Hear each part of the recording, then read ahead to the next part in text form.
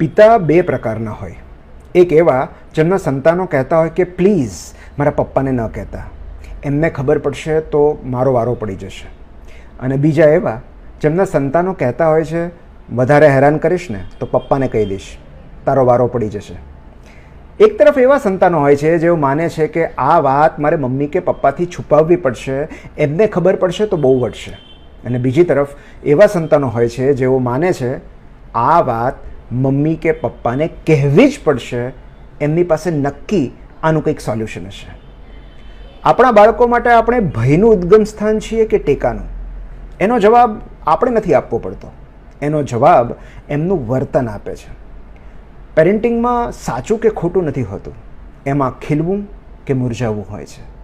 કાં તો પુષ્પપૂર બહારમાં ખીલી ઉઠે છે, કાં તો કરમાઈ જાય છે. માળી કોઈની પાસે સર્ટિફિકેટ લેવા નથી જતો,